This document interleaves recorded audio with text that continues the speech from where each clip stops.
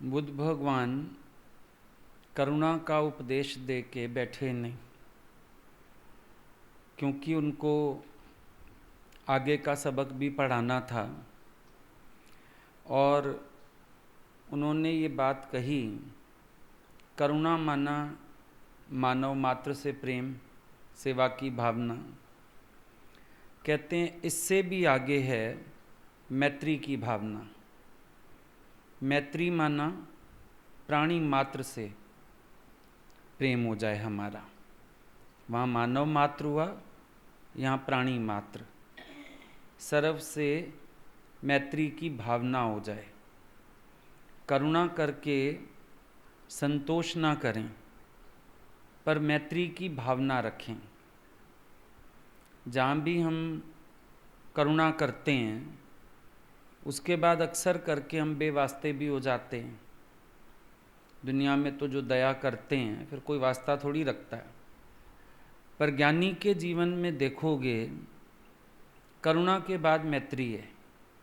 समझो कोई आया, किसी दुख से भी आया, गुरु ने उसकी मदद की, जागृत किया, उठाया, उसको प्यार किया, करुणा हुई ना, उसको उस दुख से उबार दिया।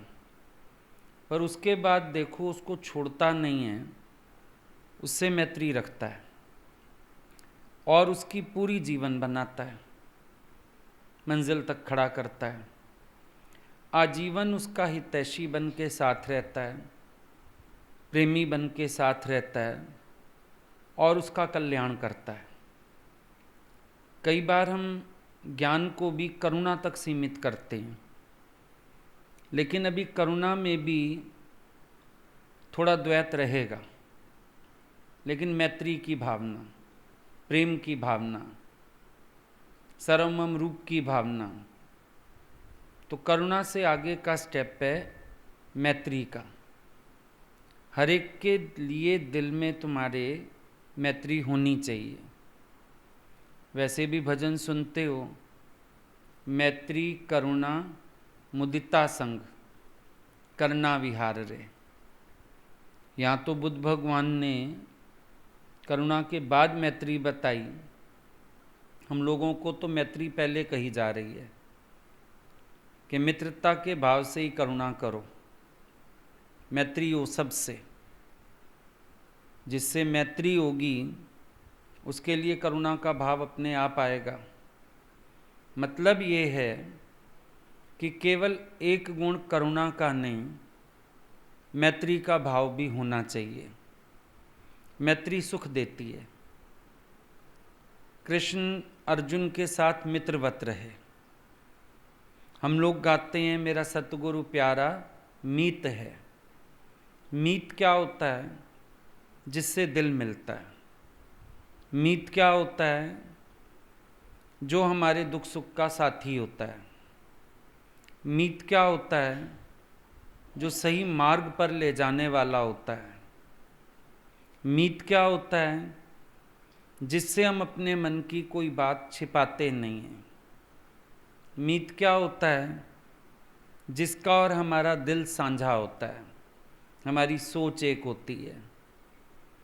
तो ऐसी मित्रता सारे संसार के लिए, मतलब राग और द्वेष को अगर हटाना है, प्रेम का भाव लाना पड़ेगा, यानी मैत्री का भाव लाना पड़ेगा। सबसे तुम्हारी मैत्री हो। मैत्री बोला है, आसक्ति नहीं बोला है। ध्यान रखना है। ना काहू से दोस्ती, ना काहू से वैर। वहाँ दोस्ती कौन सी है? जिसमें अति हो गई। जो अतियाँ हैं दो, वो वाली ना दोस्ती चाहिए ना वैर चाहिए। लेकिन जो एक न्यूट्रल भाव है प्रेम का, तभी देखो दादाजी के समय ये बातें उठीं, लव योर एनिमी, लव दाय नेबर। दादाजी ने कैंसिल किया। बोले नाम रूप की भावना आते ही प्रेम खत्म होता है। पड़ोसी देखोगे प्रेम नहीं कर पाओगे, कर्म देखोगे। दुश्मन देखोगे, प्रेम नहीं कर पाओगे। लव ऑल अलाइक, सब में हमारी एक दृष्टि हो जाए। अब इस समदृष्टि को टिकाने के लिए समभाव चाहिए। जहाँ भाव बिगड़ते हैं वहाँ दृष्टि बिगड़ती है, दृष्टि बिगड़ती है, वाणी बिगड़ती है, कर्म बिगड़ता है। संवार कहाँ से शुरू करनी है? भावों से। मेरा भाव क्यों बिगड़ रहा है, मेरे भाव में कहाँ दोष आ रहा है, सुधार कार्य वहाँ से शुरू होना चाहिए। जब ही हम अपने भाव को संवार लेंगे, दृष्टि, वाणी, कर्म ये अपने आप संभल जाएंगे। मैत्री की भावना माना ही है अंदर से समभाव होना। भाव बिगड़ता है, कहीं भी तुम्हारी मैत्री नहीं होती है, दोष आता है भावों में। दोष भावों में क्यों आता है? क्योंकि इच्छा होती है। जो हम इच्छा रखते हैं वैसा हमको नहीं मिलता है तो हमारे भाव बिगड़ने शुरू होते हैं। सूक्ष्म मन में चेक करो, अभिमान रहता है, कर्ता भाव रहता है, फल की इच्छा रहती है, इसलिए हमारे भाव दोषपूर्ण हो जाते हैं, बिगड़ने लगते हैं। अगर हम अपने अंदर का कर्ता भाव गंवाएं, फल की इच्छा छोड़ें, अधिकार भावना छोड़ें, तो हम समदृष्टि में, समभाव में आ सकते हैं। इसीलिए मैत्री की बड़ी ज़्यादा ज़रूरत है। ज्ञानी की सबसे मैत्री है, एक भाव है, सारे ही उसके अपने हैं। ऐसा नहीं कोई ज़्यादा है कोई कम है। कृष्ण के पास रास के समय जो सखियां नहीं पहुंची, ये नहीं कि वो उसकी प्रिय नहीं है, वो पहले पहुंची हुई हैं। जो पहुंच गई वो भी प्रिय हैं, जो सामने है वो भी प्रिय हैं, जो नहीं आ पाए सामने वो भी प्रिय हैं, जो सेवा में है वो भी प्रिय हैं, जो सेवा में नहीं है वो भी प्रिय हैं, जो साथ चलता है वो भी प्रिय है, जो बेचारा साथ नहीं चल पा रहा है वो भी प्रिय है। उसकी प्रियता में अप्रियता का दोष नहीं आता है। इसको कहते हैं मैत्री का भाव। भाई जब कोई एक अति प्यारा नहीं लग रहा और किसी के लिए मन में कोई नफरत का भाव नहीं आ रहा, सारे संसार से हमारी मैत्री है। अब दादा ने बोला लव ऑल लाइक, कैसे करोगे? एक एक को झप्पी लगाएं? भाई सत्संग में जितने लोग आए हमने प्यार करना है। अब 1000, 2000, 5000, 10,000 लोग आ गए एक त्यौहार पे, अब हम क्या करें? झप्पी लगाने बैठे, हालत क्या हो जाएगी? सत्संग के बाद ही जब लोग मिलना चाहते हैं कितनी गर्दन घुमा पाते हैं। तो खुद ही बोलना पड़ता है भाई सबको हरिओम है, सबके लिए प्यार है, अभी आप लोग शांति से चलें, देखा है सबको, नज़रों से कांटेक्ट हुआ ही है। क्यों कहनी पड़ती हैं बातें? हम कहें हमको तो लव ऑल अलाइक करना है। लव ऑल अलाइक दिल की भावना तो हो सकती है, कर्म नहीं हो सकता, क्योंकि कर्म करने में सावधानी रखनी पड़ेगी। एक ही कर्म सबके साथ शोभनीय नहीं हो सकता है, अंतर हो जाएगा, गलत हो जाएगी बात। तो कहाँ से आएगा love all alike? State of mind. हृदय में जब हम ये महसूस कर लेते हैं मेरे अंदर सबके लिए प्यार और आशीर्वाद का भाव है, विषम भाव किसी के लिए नहीं है, तो मैं निश्चिंत हो सकता हूँ कि मेरे अंदर लव ऑल अलाइक की भावना आ गई। मेरी मैत्री है सबसे, सारे मेरे अपने हैं, सबसे मेरी मित्रता है, सभी प्यारे हैं, नफरत किसी से भी नहीं है, विरोध किसी का भी नहीं है, सारे ही बहुत प्यारे हैं। अब ये स्थिति में तुम अपने को खड़ा करोगे तब तुम समझ पाओगे। कितने लोग आते हैं, अच्छा हमसे भूल हो गई, आप कब तक मन में बात रखेंगे? रख सकते ही नहीं है, रखेंगे कैसे? एक क्षण भी नहीं रख सकते हैं। अब तुम खड़े हो उस स्थिति में तो तुम समझ पाओगे। ज्ञानी नहीं रख सकता बातें अंदर में, मजबूर है वो। क्यों मजबूर है? वो अपने आनंद से, प्रेम से दूर होना ही नहीं चाहता। एक क्षण भी वो तुम्हारे प्रेम से भी वंचित नहीं होना चाहता। मन क्यों मैला करेगा? तुम्हारे दोष क्यों अंदर रखेगा? तुम्हारे लिए खराबी क्यों सोचेगा? और उसको किसी को पनिशमेंट नहीं देनी होती है। एक बात याद रखना, किसी भी गलती को पनिशमेंट्स नहीं, करेक्शंस चाहिए होते हैं। ये ज्ञानी का सिद्धांत है। पनिशमेंट्स की तरफ नहीं जाता वो, करेक्शंस की तरफ जाता है। करेक्ट करवाना चाहता है। और करेक्शंस में तो प्यार होगा, पनिशमेंट में वैर विरोध होगा कि अंदर से क्रोध आ रहा है, इसको सीधा करना है। पर प्रेम होता है जब, तो करेक्शंस कर देते हैं हम प्यार से। जैसे अभी तुम लोग बैठे रहते हो, समझो कोई ढोलक बजा रही है लड़की, अब उसका दुपट्टा का पल्ला गिर गया, तो दूसरी क्या करती है, साथ वाली फटाफट ठीक कर देती है। करेक्शन कर दी ना तुमने।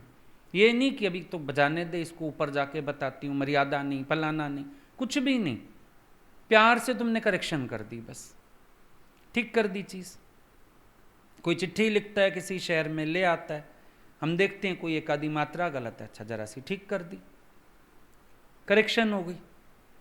किचन में जाते हो, देखते हो किसी ने चीज़ बनाई, तुम्हें अनुभव है, तुम्हें देख के लगा ठीक नहीं लग रही, चखी, नमक कम है, अच्छा अच्छा जरा सा नमक डाल के करेक्शन कर दी। जहाँ अपना आप होता है, जहाँ प्यार होता है, जहाँ मैत्री होती है, आप पनिशमेंट्स की तरफ नहीं, करेक्शंस की तरफ जाते हो। होता है नहीं होता है? प्रैक्टिकल लाइफ में देखो। और बोलना बड़बड़ाना कहाँ होता है? जैसे सास टाइप कोई लेडी हो गई, अब वो बोलेगी ज़्यादा, करेक्शन कम करेगी।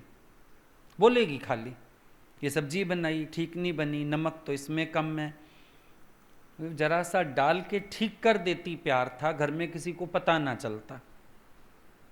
लेकिन पता सारे घर को लग गया, ठीक फिर भी ना की गई, ये हो गई गड़बड़। तो ज्ञानी के अंदर मैत्री, मैत्री है उसकी तुमसे, दुश्मनी नहीं है कि तुमने कोई दोष किया तो उसने दिल पे लगा लिया। दिल पे नहीं रखता। मजाक में चाहे 4 बार जतला दे, वो सिर्फ मजाक है। वो भी ये भावना नहीं कि इसको जतला जतला के ताने मारने हैं कोई, वो भी मात्र मजाक है, हंसने हंसाने की बात हो गई, एक बचपना हो गया जैसे तुम्हारा। लेकिन ज्ञानी के अंतर एक ना दो, वो जब अपने अंदर आ जाता है, या हम उस स्थिति पे खड़े होते हैं तो हम तौलने लगते हैं, शायद इनके कर्म में फ़र्क तो नहीं आ गया, इनके प्यार में फ़र्क तो नहीं आ गया, मेरे इस दोष के बाद इनकी दृष्टि में अंतर तो नहीं आ गया। आ सकता ही नहीं है। ज्ञानी ज्ञान के स्वभाव से बंधा है, अज्ञानी अज्ञान के स्वभाव से बंधा है। ज्ञानी इतना ज्ञान के स्वभाव से बंधा है कि वो अगर चाहे भी ना तो भी नहीं कर सकता कुछ। अज्ञान का स्वभाव उसके भीतर आ ही नहीं सकता है, क्योंकि वो इतना ज्ञान में दृढ़ हो चुका है, पक्का हो चुका है अपने स्वभाव में। सबको एक दृष्टि से देखा है, सब प्रियतम दियां सखियां ने, मेरी भी नहीं, अपनी माने फिर राग द्वेष पैदा होंगे। 2 गोपियों के बीच कृष्ण होना चाहिए, तो क्या भाव है ज्ञानी का? सब प्रीतम दियां सखियां ने। गुरु की चिट्ठी में देखो भगवान क्या लिखते थे, तुम दादा भगवान की बगिया के महकते फूल हो। क्या लिखते थे? तुम हमारे दादा की यंग जंग पार्टी के सोल्जर्स हो, तुम हमारे गीता भगवान के खिलते हुए फूल हो। हमेशा उन्होंने ऐसा बोला। यानी उनकी क्या दृष्टि है हमारे लिए, हम सबको क्या देखते हैं? प्रीतम की सखियां हैं ये सारी। जब मेरे प्रीतम की सखियां हैं तो मुझे सारी प्यारी हैं, ये भावना। तो एक बार भगवान बुद्ध सावत्थी में विहार कर रहे थे, वहाँ उन्होंने इस मैत्री का उपदेश दिया था भिक्षुओं को। और शुरुआत क्या की, भिक्षु सब बैठे थे, भगवान बुद्ध कहने लगे तुम एक बात बताओ, अभी कोई पृथ्वी को खोदने के लिए आए, क्या पृथ्वी विरोध करेगी? सबने कहा नहीं, पृथ्वी कैसे विरोध करेगी, वो ना आघात अनुभव करेगी ना विरोध करेगी। कहने लगे अच्छा, अभी कोई कई तरह के रंग लेके आ जाए, वायु में चित्र बनाना चाहे, बना लेगा? नहीं बना पाएगा। क्यों? बोले कोई काला खंड ही नहीं है वहाँ पर, कोई काला खंड हो तो वहाँ पर थोड़ा बनाया जाए चित्र। बुद्ध भगवान कहने लगे मतलब तुम्हारे मन में भी कोई दूषित भावना ना हो जहाँ कोई चित्रांकित हो सके, क्योंकि मन भी है तो वायु का ही अंश। लेकिन तुम्हारी दूषित भावनाएं, ये जो है ना काले खंड का प्रतिबिंब है, काला खंड बन जाता है, चित्रांकित हो जाते हैं ना चित्त में, जबकि होने चाहिए नहीं, हवा में कोई चित्र ठहरता नहीं, मन का कोई रूप तो है नहीं, पर उसके बावजूद भी तुमने इतने काले खंड बना रखे हैं द्वेष के, दूषित भावनाओं के कारण बहुत सारे चित्र हैं वहाँ पर। तीसरा मिसाल दिया, आग है, कोई आग लेके गंगा नदी के पानी में आग लगाना चाहे, लगा लेगा? बोला भगवान नहीं लगा पाएगा। क्यों? पानी का जलने का गुण ही नहीं है, इसलिए नहीं कर पाएगा। तो उन्होंने अपनी बात शुरू की, बोला जैसे पृथ्वी आघात अनुभव नहीं करती और विरोध नहीं करती, जैसे हवा में कोई प्रतिक्रिया नहीं होती, और जैसे नदी का पानी अबाधित रूप से प्रवाहित रहता है,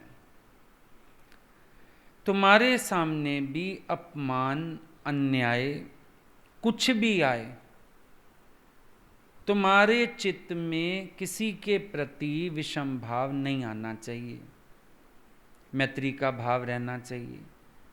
अब देखो फर्क क्या हो जाता है, इतनी बड़ी बड़ी स्थितियां हैं जिनकी बात की गई, लेकिन सामने गुण होने के कारण, पृथ्वी में गुण है आघात ना होने का, वायु में गुण है चित्रांकित ना होने का, जल का गुण है आग ना लगने का, तो वो कुछ कहते भी नहीं पर प्रभावित भी नहीं होते।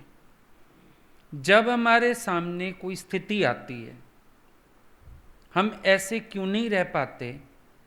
क्योंकि हम अपने स्वरूप के गुण में ही नहीं होते। ये मत कहो कि गाली क्यों दी, तुम्हारे अंदर इतनी क्षमता हो कि तुम्हें प्रभाव ना हो, तुमसे प्रतिक्रिया ना हो, किसी की बात के ऊपर तुम्हारे पास बात ना हो, तुम इतने सहनशील हो जाओ, इतने स्ट्रांग हो जाओ, इतने मजबूत बन सको। दोष हालतों का नहीं, सहने वाले का दोष है, तुम सहनशील नहीं हो, इसीलिए हर बात से रिएक्ट होते हो, अपमान से रिएक्ट होते हो, अन्याय से रिएक्ट होते हो, बातों से रिएक्ट होते हो। रिएक्शन की ज़रूरत क्या है? और जब रिएक्शन का स्वभाव होता है ना, ये चेन रिएक्शन बनता है, एक रिएक्शन नहीं होता। किसी से भी बात हो जाए, तुम्हारे अंदर एक रिएक्शन हुआ, चेन रिएक्शन होगा, क्योंकि वो सारा दिन ना चिंतन में रहता है, नए नए मीनिंग निकलते हैं, फिर बात करने का मन करता है। अभी दो लोगों की आपस में बात हो गई, एक भी सहनशील हो तो बात खत्म हो जाए, दोनों सहनशील हो तो बात जहाँ हुई वहाँ खत्म हो गई, चलो वहाँ से हटे तो कोई बात मन में लेके ही ना हटे। कोई चित्र में चित्र अंकित करके ही ना हटें, लेकिन बहुत सारा कुछ आ जाता है। फिर देखो, एक जना अपने पार्ट पे बात करता है, देखो मेरा कोई कसूर है, ऐसी बात हुई। दूसरा जना अपने पार्ट पे बात करता है, बताओ मेरा भावना खराब है, मेरा इंटेंशन खराब है, मैं गलत हूँ। अभी क्यों चल रहा है इतना सारा? क्योंकि हम अंदर से मैत्री के भाव में नहीं हैं। जिससे मैत्री की भावना होती है वहां पर हमारा ये स्वभाव खत्म होगा।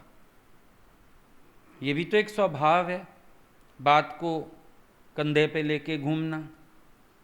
वो उसने बोला ना वृद्ध सन्यासी को, जवान सन्यासी ने, मैं तो औरत को उतार भी आया, नदी में से निकाल के कंधे से उतार आया, तो आश्रम तक साथ ले आया औरत को कंधे पे उठा के।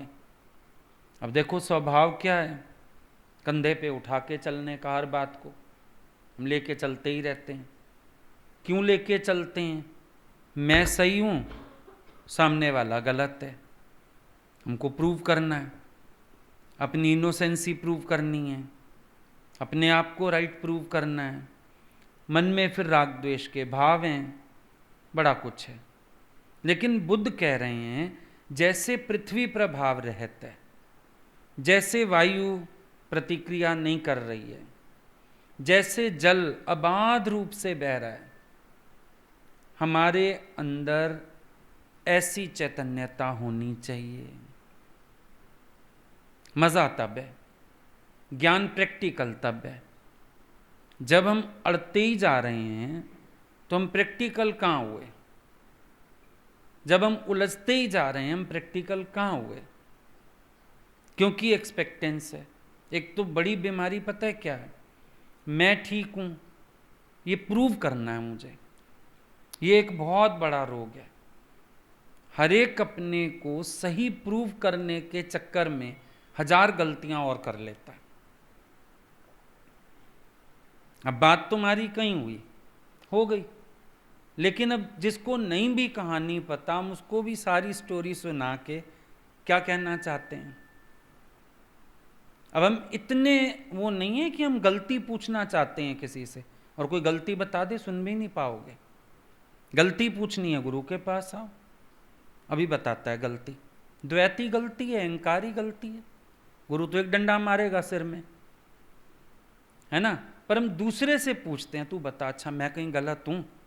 मतलब हम वोट चाहते हैं, वोट बैंक इकट्ठा कर रहे हैं। हमको किधर चलना है, हम किधर चल रहे हैं, विचार करके देखो। हमें इतना विशाल हृदय बनना है, जो बात जहां है वो वहीं खत्म हो जाए, मेरे अंदर क्षण भर को भी प्रभाव ना डाले। अच्छा, ये तो बुद्ध भगवान ने बोला, बचपन से तुमने नहीं पढ़ा किताब में? खाद खोद धरती सहे, काट कूट वन राय, पढ़ा था? कटुक वचन संत सहे, औरों से सहा ना जाए। दोए होते थे हिंदी की किताब में, कबीर के, रहीम के व्याख्याएं लिखनी होती थी। इसलिए नहीं कि टीचर को व्याख्या नहीं आती, व्याख्या करने में हम समझेंगे व्याख्या, इसलिए करनी होती थी। व्याख्या करके नंबर तो हम अच्छे ले आए। प्रैक्टिकल लाइफ में हम क्या कर रहे हैं? सोचने वाली बात है। अपने विरोधियों के प्रति भी मैत्री का भाव बन पाए, मुझे विरोधी नजर ही ना आए। दादा ने बोला था सत्संग में एंटर करना, बैठने तब दूंगा कि जिससे तुम्हारा राग द्वेष है उसके गले में हार डाल के आओ। अगर किसी को दुश्मन समझते आए हो, उसको दोस्त बना के आओ, क्योंकि दुश्मन समझा होगा अपने ख्याल से, अपनी गलत भावना से। दुश्मन का भाव कहां से आया? अपने अंदर से आ रहा है ना। कहीं ना कहीं कुछ अज्ञान है जो मुझे पिंच कर रहा है। कोई अहंकार, कोई कर्ता भाव, कोई इच्छा, उसको पकड़ो सबसे पहले, तब बात बनेगी। मन जो है वो पृथ्वी जैसा दृढ़, वायु जैसा स्वच्छ और नदी जैसा गंभीर होना चाहिए। ये जिज्ञासु का एक पवित्र कार्य माना जाएगा। जैसे जिज्ञासु का एक पवित्र कर्म है कि मैत्री बाधित ना हो। ये पवित्र कर्म है, और कर्मों को मत ढूंढो, पाप क्या, पुण्य क्या, पवित्र क्या, अपवित्र क्या।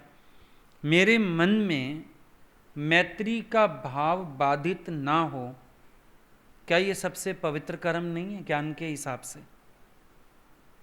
भाई मैं आज अपनी आंख बंद करके बैठता हूं, मेरे आगे कोई नाम रूप नहीं आता, मेरे को शिकायत ही नहीं है किसी से, किसी ने मेरे से कुछ गलत किया, अच्छा किया, मुझे सताया, मेरे को बदनाम किया, पर आज मेरे मन में किसी के लिए कोई ख्याल नहीं है। ये पवित्र कर्म हुआ ना सबसे।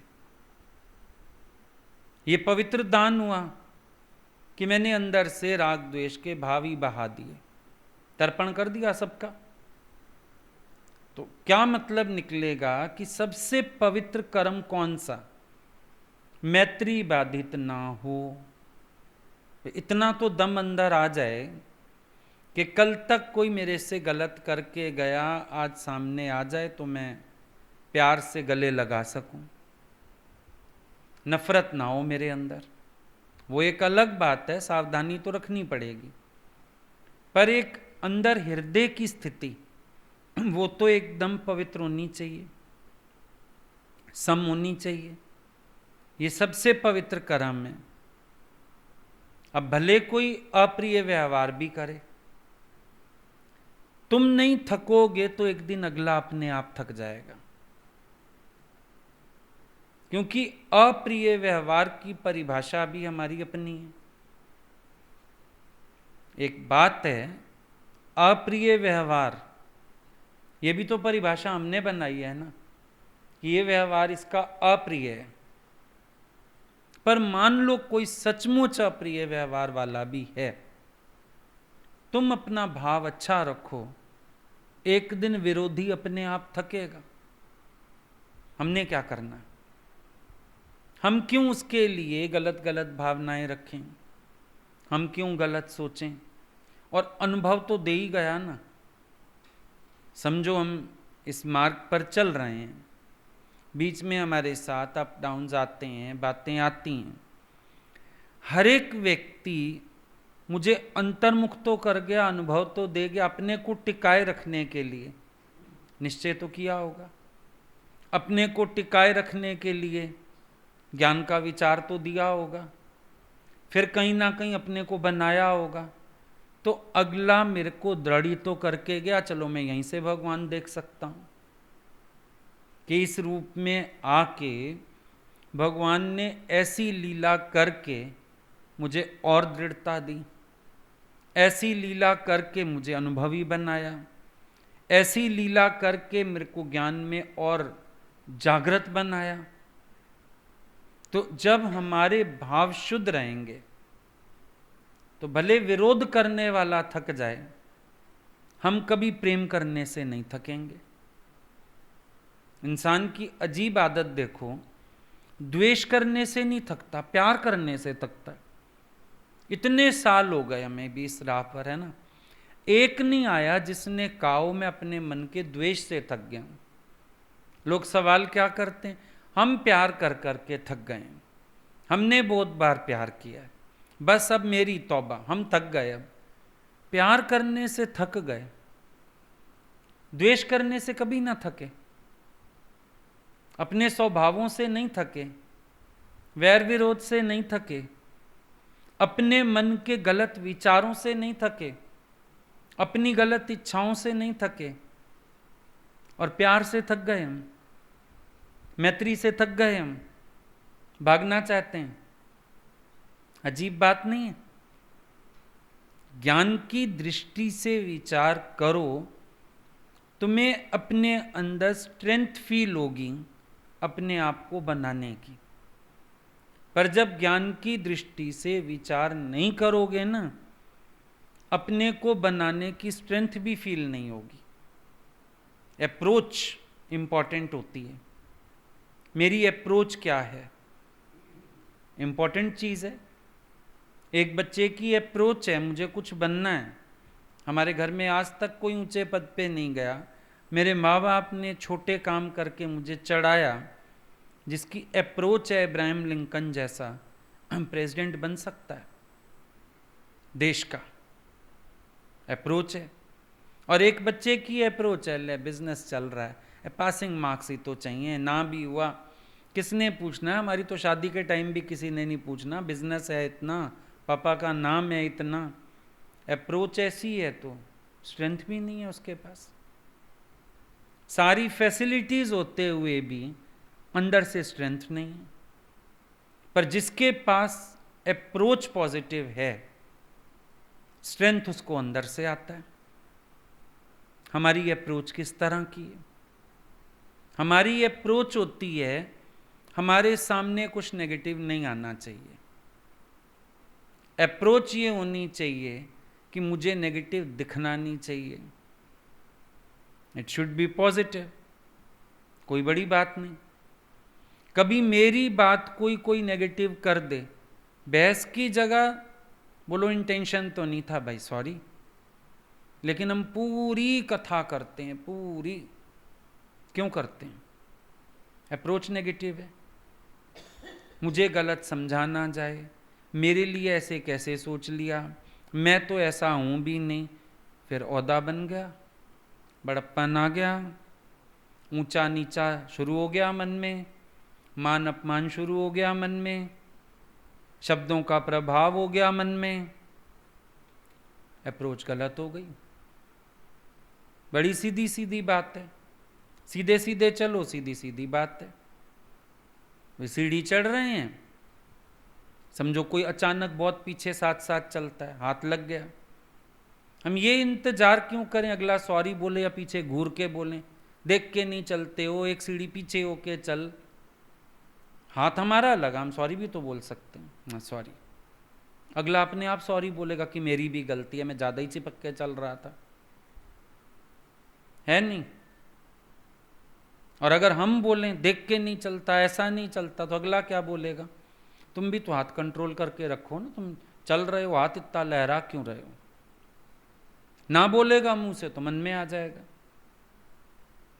सावधानी क्या कहती है, ज्ञान क्या कहता है? हम पहले सॉरी बोल देते हैं, बात खत्म। हम पहले सॉरी बोल देते हैं, उसमें क्या फर्क पड़ेगा? उसमें कोई बात ही नहीं। तो ये ध्यान रहे कि हमारे अंदर अप्रोच कैसी है। मैत्री की जो परिधि है, परिधि समझते हो? सर्कल, व्यास। मैत्री की परिधि इतनी विशाल हो हमारी, जिसको मापा ना जा सके। और विचार करना, आपकी मैत्री की परिधि बहुत कम होती है, बहुत छोटी सी होती है। बड़े कम लोगों को स्पेस दे पाते हो। आपकी परिधि इतनी छोटी है कि वो अपने अहंकार को ही स्पेस देती है। बाकी तो जहां बाधा आने लगे ना, ईगो हर्ट होने लगे, वहां आपके पास कोई स्पेस ही नहीं होता। जबकि इतनी विशालता हो कि द्वेष का विचार ना आ सके। जैसे दूध का पतीला है हमारे घर में, नींबू डालेंगे फट जाएगा। पर एक क्षीर सागर है, दूध का सागर, कितने ही नींबू डाल लो दूध फटेगा। फर्क तो ये है। कभी कभी घर में दूध फाड़ते हो ना, नींबू कम रह जाए तो दूध ठीक से फटता नहीं है। अनुपात तो देखा ही जाएगा ना, दूध के अनुपात में ही तो टाटरी या नींबू डालोगे तभी फटेगा दूध, नहीं तो ना वो पनीर बनेगा ना वो दूध यूज हो पाएगा। खराब कर लिया हमने। एक है पतीली जैसी सोच, लिमिटेड, परिधि छोटी। इसमें तो हर विचार का प्रभाव है, जो जीव भाव में करते आए हो, हर विचार का ही प्रभाव है। मैत्री हो भी जल्दी जाती है, टूट भी जल्दी जाती है।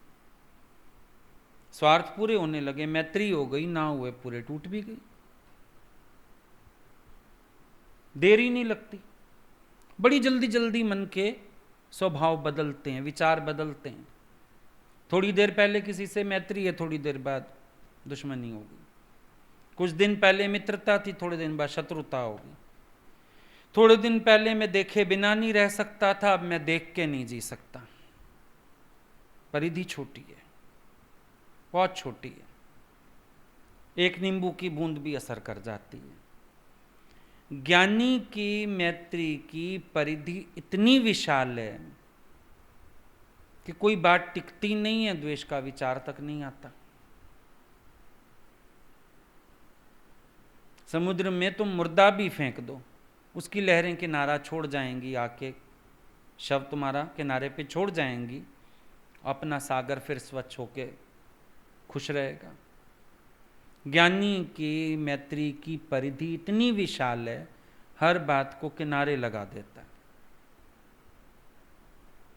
और जब समुद्र किनारे लगा देता है ना, शव को चील कौवे खा के खत्म कर जाते हैं। जब हम किनारे लगा देंगे, बात अपने आप खत्म हो जाएगी। हम अपनी स्वच्छता में बहें, पर हमारे दायरे हैं बड़े छोटे दिमाग के।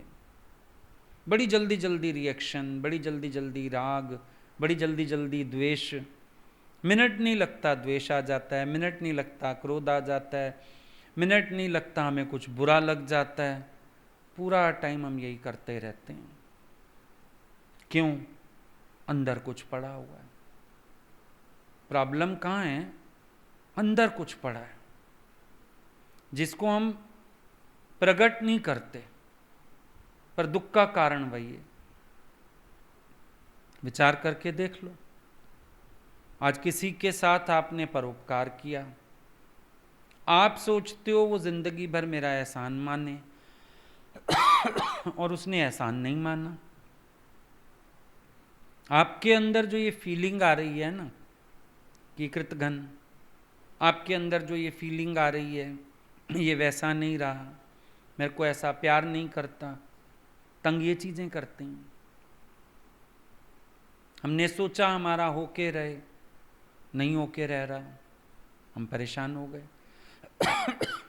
सूक्ष्म मन में जो इच्छाएं हैं, सूक्ष्म मन में जो ख्याल हैं, बंधन वो हैं। अगर तुम अंदर से उन चीजों को हटाओ, तुम उतने ही स्वच्छ हो। जब हम तुम्हें कहते हैं तुम संसार में जैसे आए वैसे हो जाओ, अब सोचो तुम यहां आके भी राग द्वेष, पर तुम जैसे आए गुरु के पास, तुम वैसे एक अकेले हो जाओ, सिंगल। कुछ है तुम्हारे पास दुखी होने को? नहीं है। ये जो अंदर वाला कनेक्ट होता है ना, गुरु से ज्यादा कहीं कहीं कनेक्ट हो जाता है, झटके वहां से आते हैं। उस डिसकनेक्शन के सिवाय, डिसओन करने के सिवाय, उस मेरेपन को छोड़ने के सिवाय तुम सुखी नहीं हो सकते हो। रूट कॉज पकड़ो, बीमारी शुरू कहां से हो रही है।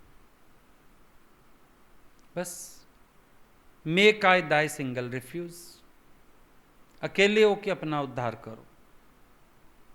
तेरा रिश्ता गुरु से, वहां आ जाओ, कोई बात ही नहीं, बहुत सुखी हैं। सांसारिक लोगों की पता गृहस्थियों में लड़ाइयां क्यों होती हैं? पति पत्नी तक होते हैं, फिर भी प्यार रहता है। ये गृहस्थी बढ़नी शुरू होती है ना, रोले यहां से शुरू होते हैं।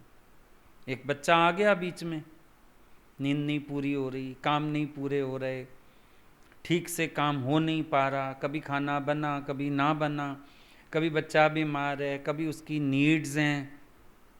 फिर ज्यों ज्यों बच्चे बड़े होते हैं तब तक पेरेंट्स की लड़ाइयाँ शुरू हो जाती हैं। फिर बच्चे दल बना लेते हैं। शुरुआत कहाँ से हुई? वो जो थर्ड बीबी आया ना बीच में, दो तो एक हो जाते, तीन एक होते, कभी सुने ही नहीं। सुने, दो एक होते हैं, गृहस्थी शुरू करते हैं ना, हम दो एक हो रहे हैं, पर फिर कहते हैं अब हम दो से तीन हो रहे हैं। वो तीसरे की एंट्री मारते ही ये भी एक से दो हो जाते हैं। हुए तो दो से एक थे, तीसरे की एंट्री आते ही पहले खुद दो बनते हैं, अब हम दो से तीन होने जा रहे हैं। विस्तार, विस्तार माना झंझट। तुम गुरु के पास आते हो, तुम और गुरु मिलके एक हो सकते हो, पर फिर बीच में कुछ और घुसा लेते हो ना, जब फिर दो से तीन हो गया, बन जाता है त्रिकोण, उधर गुरु, उधर तुम, उधर अगला।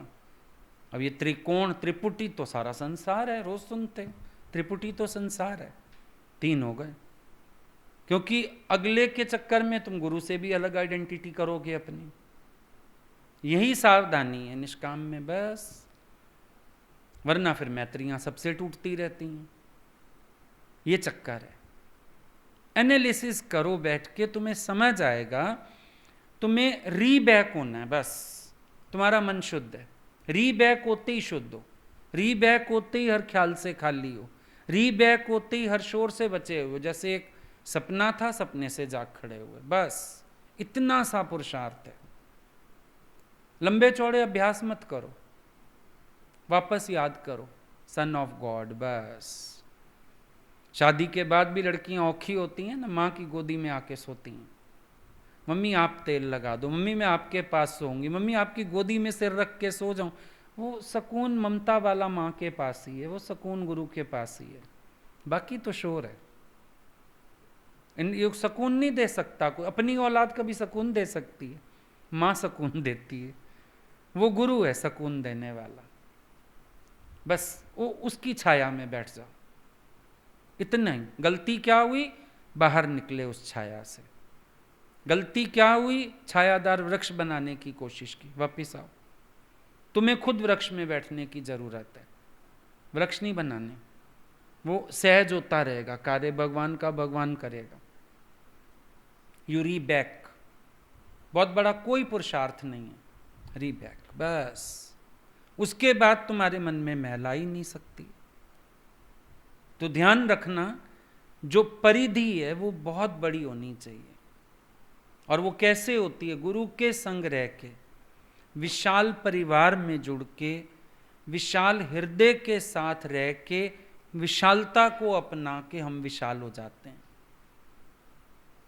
राजा का बेटा ये नहीं कहता कि मेरी रियासत ये कमरा, पूरी रियासत हमारी है। तुमको फील हो मैं खुद गुरु का अभिन्न अंग हूं, मुझे गुरु की तरह सबकी मदद करनी है इस कचरेबाजी से ऊपर उठने में। तुम किसी का पार्ट नहीं हो, तुम गुरु का पार्ट हो, तुम्हारी रियासत है, तुम्हारा परिवार है। जैसे राजा मानता है ना, मेरी प्रजा मेरा परिवार, राजकुमार भी तो मानता है मेरी प्रजा मेरा परिवार। जैसे राजा मददगार है, राजकुमार भी मददगार है। उस फीलिंग में आओ तो तुम्हारे अंदर ये जो शुद्रता के स्वभाव हैं ये पैदा नहीं होंगे। सावधानी ये रखने की। तो बुद्ध भगवान ने उन लोगों को फिर एक एग्जाम्पल दिया, दृष्टांत बताया, या एक सचमुच की कहानी थी बताई, जो बोला तुम सब याद रखना।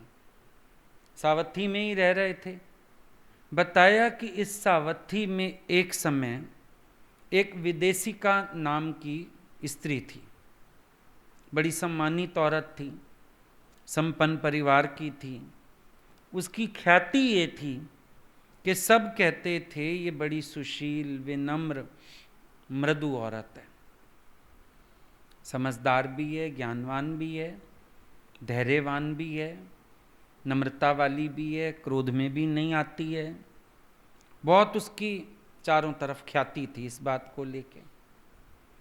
उसके घर में एक नौकरानी हुआ करती थी, काली करके, काली नाम था उसका। वो नौकरानी भी बड़ी अच्छी थी, बहुत अच्छा उसने अपना काम करना, मालकिन का ध्यान रखना, मतलब बड़ा अच्छा सब ट्रैक चल रहा था। घर में भी शोर नहीं, कभी मालकिन ने गाली नहीं दी उसको।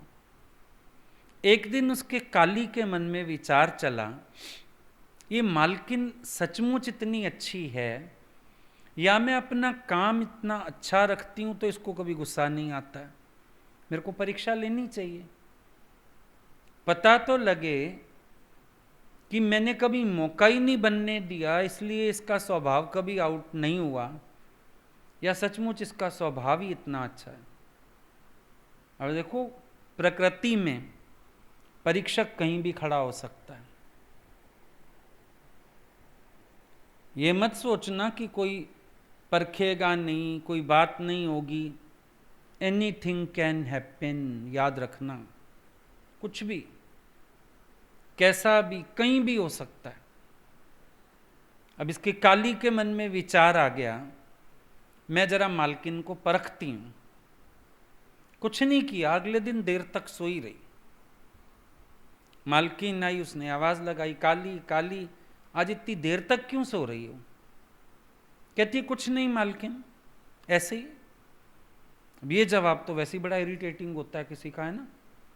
तुम बात पूछ रहे हो, कुछ नहीं कुछ नहीं, वो गुस्सा आता है, लगाओ इसको एक चांटा, ढंग से जवाब दे, है ना। अब वो मालकिन ने सुन तो लिया, बोली कुछ नहीं, क्रोध तो नहीं किया, मन में सोच रही दुष्ट लड़की, कहती कुछ नहीं, वैसे ही, सोच के चली गई। अब काली ने देख तो लिया कि थोड़ी प्रसन्नता तो गुम हुई है, फेस एक्सप्रेशन तो चेंज हुए हैं, जबान ने कुछ नहीं बोला। कहती कल और परीक्षा लूंगी, देखती हूं। अगले दिन सुबह और देर तक सोई, और फिर आई, काली काली देर तक क्यों सो रही है इतनी, क्या हुआ है? कुछ नहीं मालकिन, वैसे ही। आज वो गुस्से में आ गई, थोड़ा सा चिल्लाई उसके ऊपर। समझ गई कि मालकिन के अंदर क्रोध तो है, ये तो मैं इतना परफेक्ट रखती हूं सारा कुछ, तो ये मुफ्त की ख्याति कमाए बैठी है दुनिया में। कहती है चलो और परखती हूं, अभी इसको दिन भर में शायद कोई विचार आ जाए, कल क्रोध ना करे। तीसरे दिन विशेष तौर पे और ज्यादा सोई। अब वो फिर आई, काली काली इतनी देर तक सो रही हो, क्या हुआ है? कुछ नहीं मालकिन, वैसे ही। तो पहले ना होते थे दरवाजे, तो उनमें ना वो लगे रहते थे दो ऐसी लकड़ी के, और उसमें डंडा फंसा देते थे, दरवाजा बंद। कुंडियां उंडियां तो होती नहीं थी, फंसाते थे ना। कई लोग वो थापी फंसा देते थे, कई लोग डंडा फंसा देते थे, ऐसे दरवाजा ऐसे बंद करते थे रात को, अर्गल बोलते थे उसको। उसने दरवाजे से निकाली अर्गल और काली के सिर में कस के दे मारी। उसके सिर से खून आ गया बहुत तेज।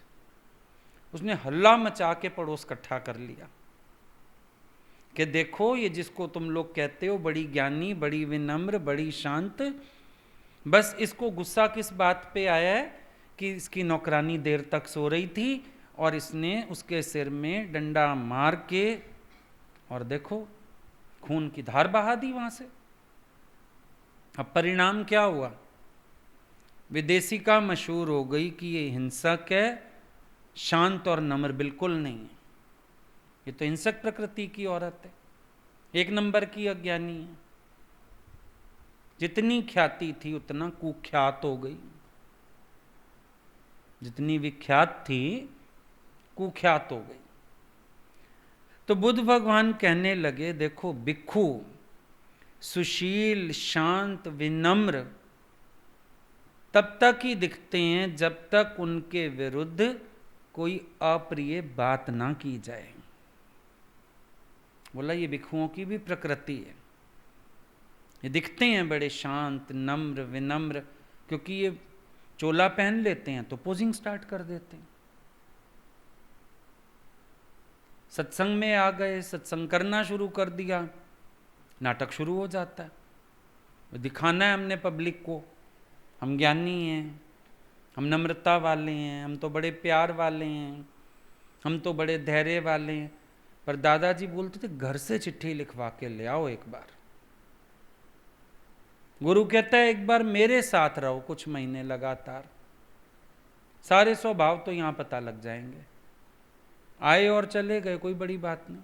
कॉन्टिन्यूअस रह जाओ 6 महीने मेरे साथ, फिर मैं देख लूँगा तुम्हारी नम्रता, मैं देख लूँगा तुम्हारा सेवा भाव, मैं देख लूँगा तुम्हारा आलस हो या आलसी हो या एक्टिव हो, सब पता चल जाएगा।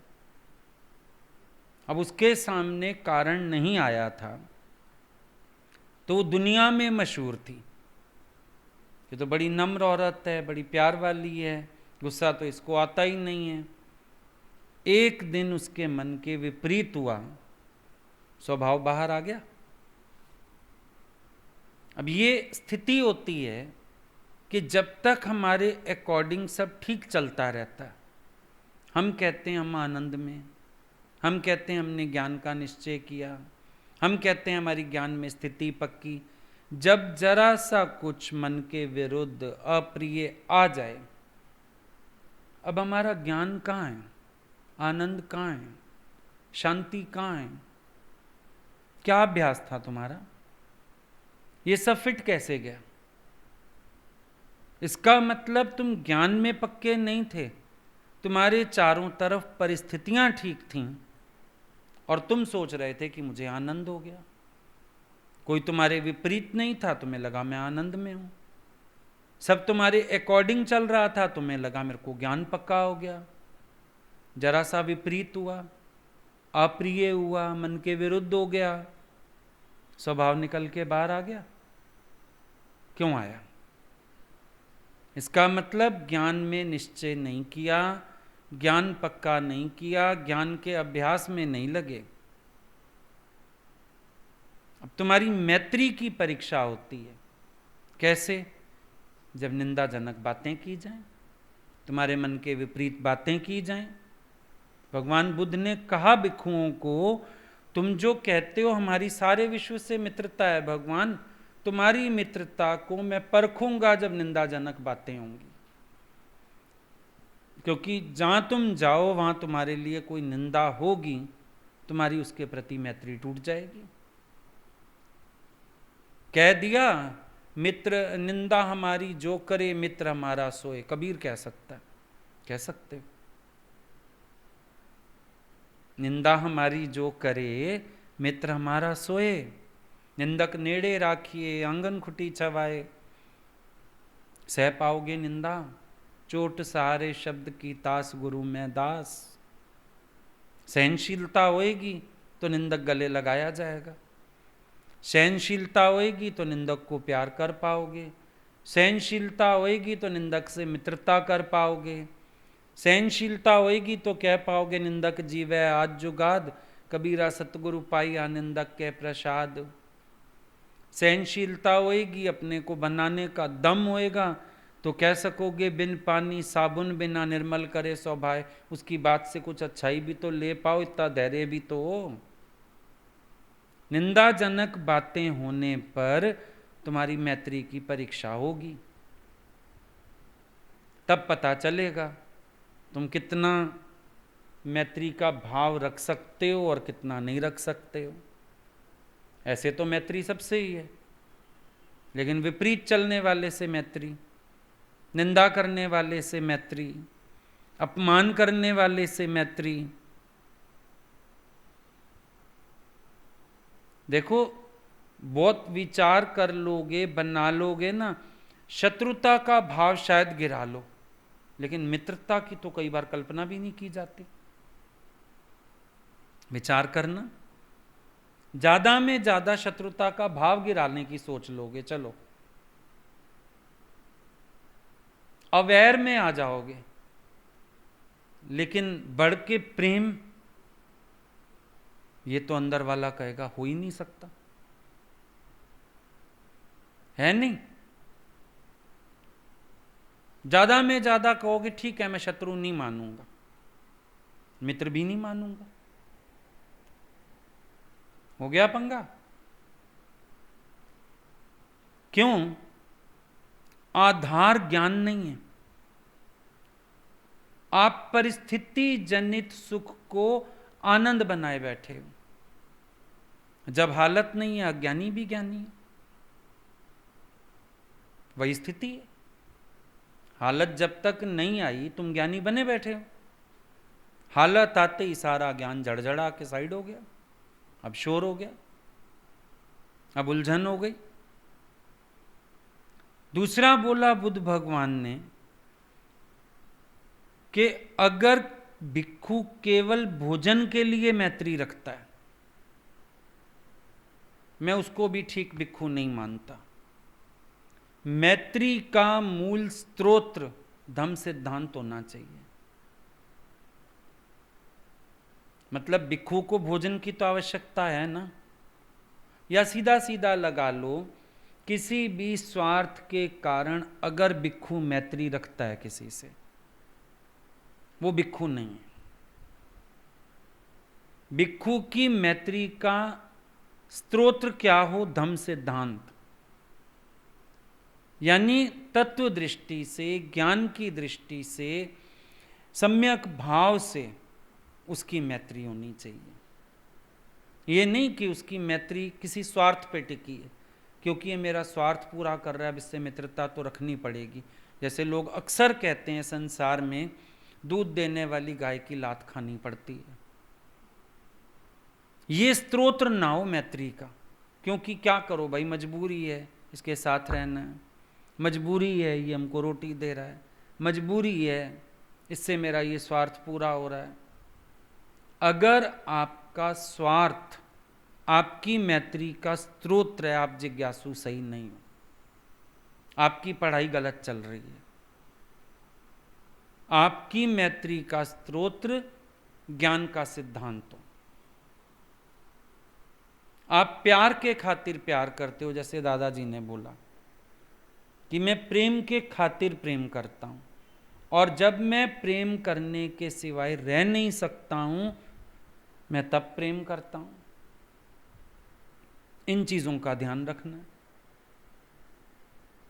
प्रेम के खातिर प्रेम करो ना, कोई स्वार्थ पूरा करे या ना करे, आज पूरा कर रहा है कल ना पूरा करे, पर मेरी मैत्री में फर्क नहीं आना चाहिए। और अक्सर आप देखते हो मैत्री में फर्क आ जाते हैं। 4 दिन आपकी किसी से पटती है, 4 दिन किसी से।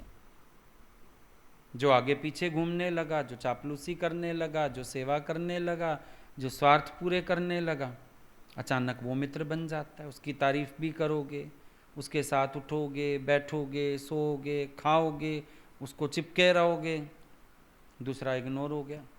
फिर 4 दिन बाद कोई और आ गया, फिर वो उससे भी बेटर निकला, अब उससे भी मैत्री गई। ऐसे नहीं। मैत्री माना मेरे अंदर समता योग हो और वो अपने आप मेरे व्यवहार में छलकेगा। ये भी मत कहना कि नहीं मेरे अंदर तो संभाव है, अगले को नहीं समझ में आ रहा, ऐसा नहीं। जब हमारे अंदर के गलत भाव पहुंचते हैं, बदबू फैलती है, खुशबू भी फैलेगी और फैलनी चाहिए। मजा तो तब है ना, मेरे को किसी ने गलत समझ लिया, इतना ठीक करो अभी अपने को कि कोई तुम्हें गलत समझने की भी गलती ना करे। इस हद तक बनाओ अपने को, फिर तुम्हारी मैत्री में दोष नहीं आएंगे, वरना आ जाएंगे। फिर भगवान बुद्ध ने बोला कि कोई पुण्य कर्म, दुनिया में जितने पुण्य कर्म बताए गए हैं ना, कोई भी पुण्य कर्म मैत्री भावना का 16वें हिस्से के बराबर भी नहीं है। मैत्री भाव इतना बड़ा पुण्य है कि दुनिया के बड़े से बड़े पुण्य कर्म भी मैत्री भाव का 16वां हिस्सा भी नहीं है। क्यों? बोला ये जो मैत्री भाव है, ये मैत्री अपने में सबको समेट लेती है, प्रकाशित करती है, प्रज्वलित करती है। और सबसे बड़ा फायदा होता है मैत्री से चित्त को विमुक्ति मिलती है। जैसे बोलते हैं ना, राग वाला भी द्वेष वाला भी चिंतन चलेगा, प्रेम वाले से तुम मुक्त हो। तो बुद्ध भगवान ने वही बात बोली कि जहां मैत्री होगी आपका चित्त विमुक्त रहेगा, आप अंदर से कोई बंधन महसूस नहीं करोगे। कि जैसे बारिश आती है उसके बाद बादल छट गए काले बादल, सूर्य उदय हुआ। तो जैसे वो सूर्य उदय होता है साफ आकाश में, कितना प्रज्वलित होता है, कितना प्रकाशित होता है, कितना अच्छा लगता है उसको देखने में। या रात खत्म होती है और आकाश में अंधकार खत्म हुआ, सूर्य उदय हुआ, रात की समाप्ति हुई, भोर का तारा, सुबह सुबह का तारा देखो कितना प्रज्वलित सा, प्रदीप्त सा होता है ना। बुद्ध ने कहा ऐसे हमारा चित्त शुद्ध होता है। ये सब अज्ञान अंधकार हट के, जब विषम भाव हट के मैत्री का भाव आता है, हमारा अंतःकरण भी इतना ही पवित्र हो जाता है और समस्त अंधकार से विमुक्त हो जाता है। अज्ञान रूपी जो अंधेरा है, द्वैत रूपी जो अंधेरा है, मैत्री भाव इस सारे अंधेरे को खत्म कर देता है और हमारे चित्त को तरह तरह के राग, द्वेष, ईर्ष्या, जलन, कपट, छल, बहुत तरह के भावों से मुक्त कर देता है। हम अपने को मुक्त अनुभव करते हैं, शुद्ध अनुभव करते हैं। मैत्री भाव में आने से हम अंदर से प्रसन्नचित्त और प्रफुल्लित रहते हैं। इसलिए केवल करुणा नहीं, मैत्री भी होनी चाहिए। अगला स्टेप है मैत्री।